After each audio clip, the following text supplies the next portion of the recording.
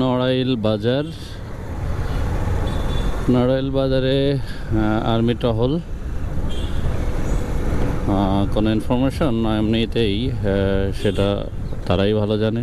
যার যার দায়িত্ব শেষে যদি পালন করে তাদের কোনো কারো আপত্তি বা বাধা থাকার প্রয়োজন নাই। প্রত্যেকটা লোক যদি নিজের দায়িত্ব বুঝে নেয়, দায়িত্ব মোতাবেক কাজ করে, তবে এখানে কারো কিছু বলার থাকে না, আর কিছু বলার প্রয়োজনও নাই।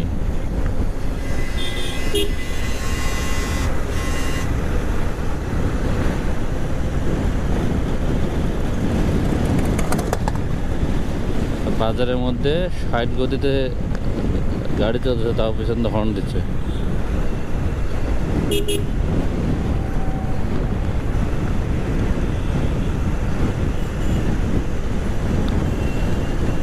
অনেক সুন্দর ফুল গাছ লাগিয়েছে।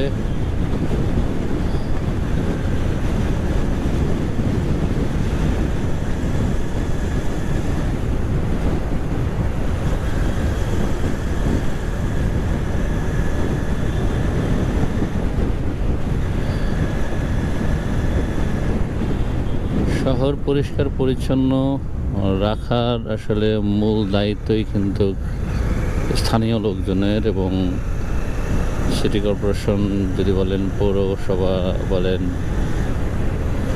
বা ইউনিয়ন পর্যায়ে বলেন, প্রত্যেকটা এলাকা পরিষ্কার রাখার জন্য প্রথমেই হচ্ছে ভূমিকা নেওয়া উচিত নিজেদের।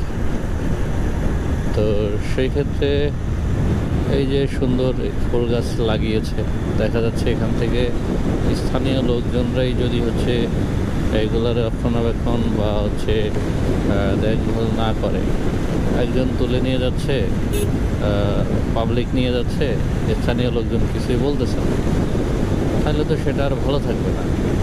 যাই হোক, এখনও কি চাঁদাবাজি আছে? এরা কি চাঁদাবাজি?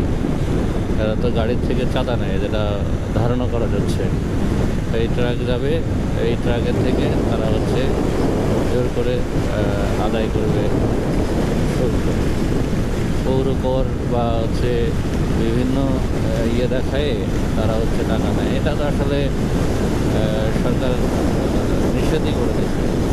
এখানে আবার কেন হচ্ছে রান করবো বুঝি না।